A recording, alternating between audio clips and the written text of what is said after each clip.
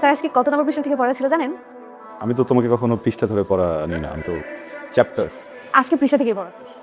আজকে পৃষ্ঠা থেকে ধরেন না। 200 নম্বর পেজ। 200 নম্বর পৃষ্ঠা।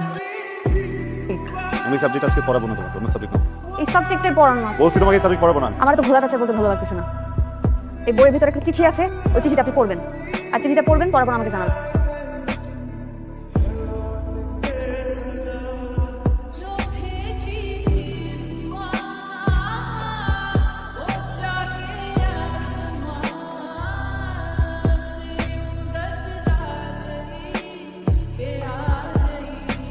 ওকে দিলে না আমি চিঠিটা পড়তে পারবো না, কারণ মানুষের সঙ্গে চিঠি পড়ার অভ্যাসই আমার নেই। আমি এখন বাসায় যাবো, এই চিঠিটা পড়বো, তারপর উত্তর দিব। আজকে আর পড়াবো না।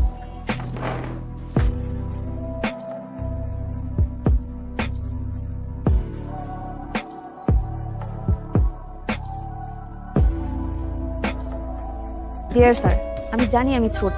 আপনি আমাকে ছোট বলে আমার অনুভূতিগুলোকে উড়িয়ে দিতে পারেন, সেটা বড় বিষয় না। স্যার, বড় বিষয় হলো আমি কি সারা জীবনে ছোট থেকে যাব? কখনো না কখনো তো বড় হব। আমার বিয়ে হবে, আমার বেবি হবে, একটা সময় আমি বুড়ি হব, মরে যাব। দেখেন, 4 লাইনের জীবন লিখতে লিখতে শেষ হয়ে গেল। এই 4 লাইনের জীবন একটা মানুষের স্বপ্ন কি পূরণ হতে পারে না? আমি আপনাকে ভালোবাসি sir, please accept my love. Please আপনি আমার আম্মুকে একটু বলেন, প্লিজ। আপনি বললে আম্মু না করবেন না। ইতি হিমি আপনার হতে পারি বউ। আমাকে তুমি একটা চিঠি দিয়েছো, যে চিঠিতে লেখা আছে তুমি আমাকে পছন্দ করো। দেখো মেয়ে, একজন মানুষ আরেকজন মানুষকে পছন্দ করে এটা স্বাভাবিক। তুমি সুন্দর, অনেক সুন্দর। এত সুন্দর মেয়ে আমি আমার জীবনে কম দেখেছি। বিশ্বাস করো, পৃথিবীর যে কোনো পুরুষ তোমার এই সৌন্দর্যের প্রেমে করতে বাধ্য। তুমি সুন্দর হবে না কেন? তোমার পরিবার সুন্দর, তোমার মা সুন্দর, তোমার বাবা সুন্দর, তাদের ব্যবহার সুন্দর। যে ছেলে তোমাকে বিয়ে করবে সে অনেক ভাগ্য। কিন্তু আমার কাছে তো তুমি অন্যরকম, কারণ আমি তোমার শিক্ষক। একজন শিক্ষকের কাছে তার স্টুডেন্টের সন্তানের মতো। সে ছেলে হোক কিংবা মেয়ে, সে পৃথিবীর সব থেকে সুন্দর মানুষ হোক বা হোক হচ্ছে, এতে কিছু যায় আসে না। আমাকে মাফ করে দিও, আমি কখনোই নিজের ছাত্রীর সাথে প্রেম করতে পারবো না। এটাই আমার পারিবারিক শিক্ষা, আমার সামাজিক শিক্ষা বা আমার প্রাতিষ্ঠানিক শিক্ষাও বলতে পারবো। ক্ষমা করে দিও। ইতি, তোমার স্যার। আমার ইংরেজি ছিল, তোমার চিঠিটা আমি পড়লাম। বিষয়বস্তু ভালো, লেখা ম্যাচুরিটি আছে তোমার, সব ঠিকঠাক। আমি পুরোটা পড়ে আমার মনে যেসব উত্তর আসছে আমি সব কিছু এখানে লিখছি। জীবনের প্রথম চিঠি লিখতে যাই না, কী অবস্থা। কেউ দেখো মাসিক,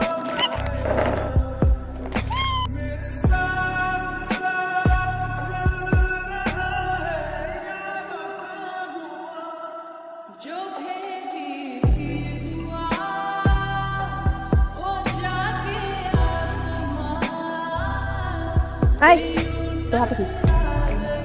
কিছু না, কিছু না মানে? কিছু না হলে মুখের পরে একটা চাপতে আসিস কেন? হ্যাঁ, যেটা আমি বলছি যে না না মানে মানা না।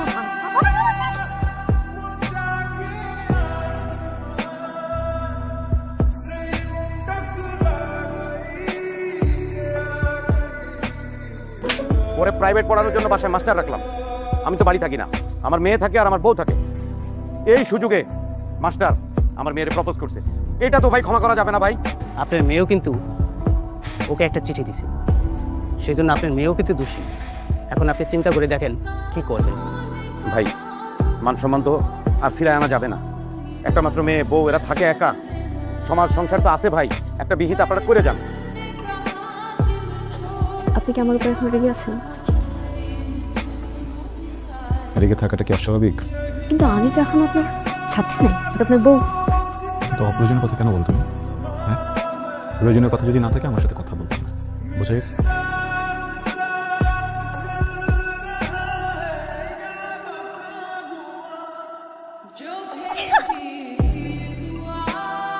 What is this? ঠিক আছে, তুমি আমার বউ, আমি তোমার হাজব্যান্ড।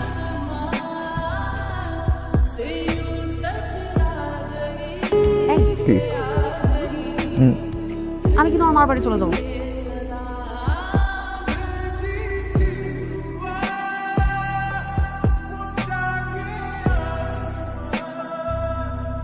বুঝি গাছের পিছে বারবার। তবু ফোনটা রাখো। স্যার আর একটু দাঁড়ান, 1 মিনিট স্যার। মামুনিকে রাখো, আমি কথা বলবো। মা তো বাসায় নেই। বাসা নেই মানে? বাসায় নেই মানে বাসায় নেই স্যার, 1 মিনিট। আমার আম্মু আর আমার আব্বু কালকে আপনার বিয়ে ব্যাপারে কথা বলেছিল। আমি কিন্তু সবই শুনে ফেলেছি।